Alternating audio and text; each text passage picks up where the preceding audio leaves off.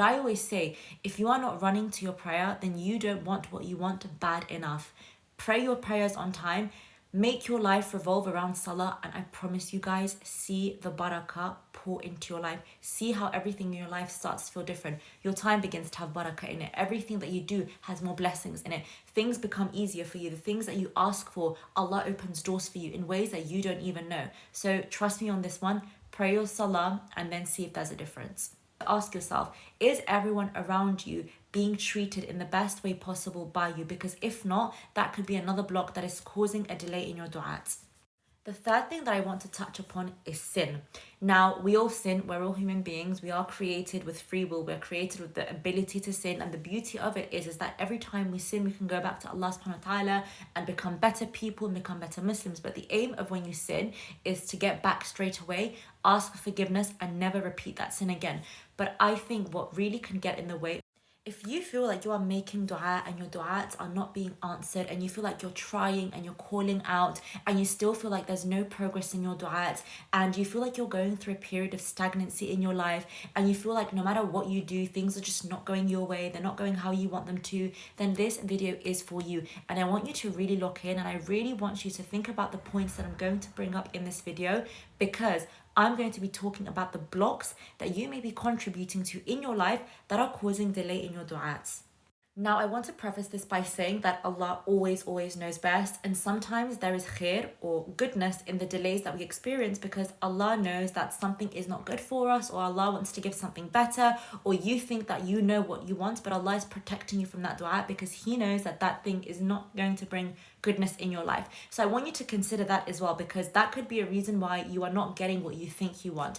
And there have been times in my life when I thought that I want something and I made so much dua for it, but later on I realized that that thing is not something that I would have wanted or something that I don't want anymore. So Allah knew that, and Allah protected me from going or having that thing because He just knew it wasn't going to be for me. But the first thing that I want to talk about now is one of the blocks. And it could be the simple fact that you are not praying your salah on time.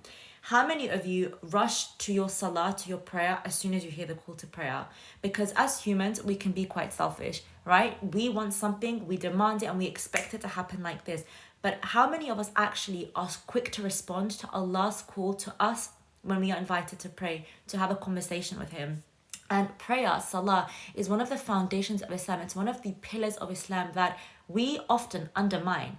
Get your salah in check and watch the barakah pour into your life, because we are so preoccupied with our jobs, our families, everything else comes before salah, and that is wrong. How can you expect Allah to answer you and grant you your du'ats swiftly and promptly if you don't even care about your salah enough to leave everything worldly behind to go and pray and speak to Allah? And I always say, if you are not running to your prayer, then you don't want what you want bad enough.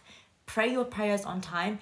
Make your life revolve around salah, and I promise you guys, see the barakah pour into your life. See how everything in your life starts to feel different. Your time begins to have barakah in it. Everything that you do has more blessings in it. Things become easier for you. The things that you ask for, Allah opens doors for you in ways that you don't even know. So trust me on this one. Pray your salah and then see if there's a difference. The second thing that I want to touch upon, and you might not think about this often, but ask yourself, are you doing anyone wrong? Are you treating anyone in your life in a way that you shouldn't be treating them, or are you causing hurt to someone? Because if you cause hurt to another soul, that could be the very thing that is blocking your barakah, that is blocking your blessings, because you can never succeed on the tears of someone else. You can never do well in life when you have people around you that are broken because of you. Allah's not going to give you happiness and joy in your life if you are the cause of somebody else's pain. And check that. Check it's not your siblings, your parents, your family, your relatives, your colleagues, your friends. It could be anyone in your life that maybe you're not even noticing, but you are mistreating and causing hurt too. So ask yourself, is everyone around you being treated in the best way possible by you? Because if not, that could be another block that is causing a delay in your du'ats. The third thing that I want to touch upon is sin.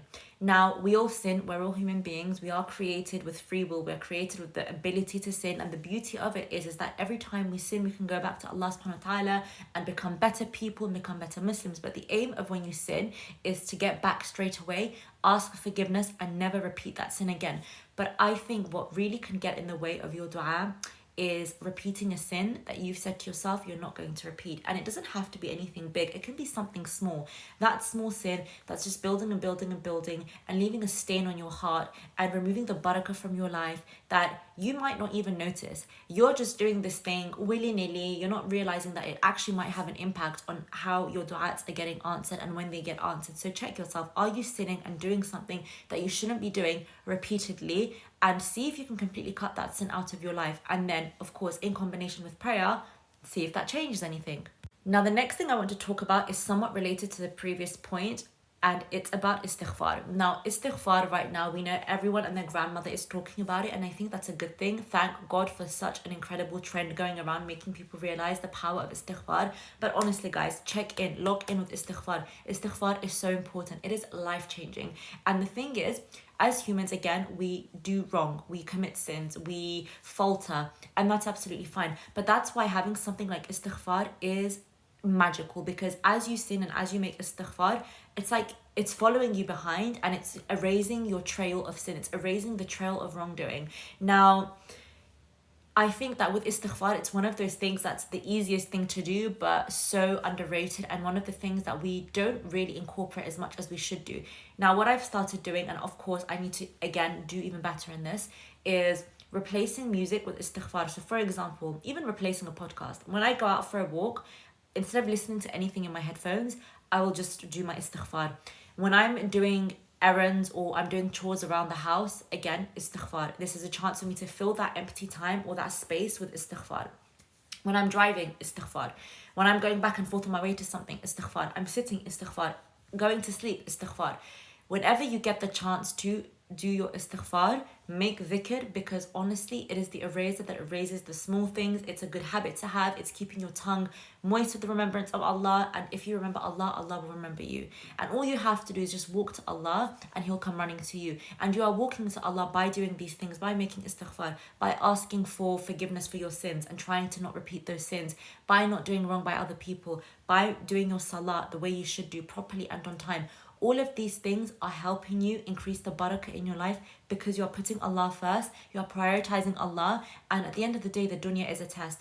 The shiny things in the dunya are all a test, and you have to literally combat that and say to yourself, no, Allah comes first. And when you put Allah first and you do everything you need to do properly, I promise you, the doors of barakah will open and you'll be flooded with blessings in your life. Trust it, have tawakkul, but do your part first, because a lot of us selfishly, and we're humans, Allah of course knows that, we're humans, we ask and we ask and we ask, and then when we get, we forget, right? So don't be one of those people that when they get, they forget. This needs to be your motto. If anything, when Allah gives you, you should get even closer to Him. Thank Him even more. Drown yourself in gratitude. Do even more istighfar, because the more you give, the more you get.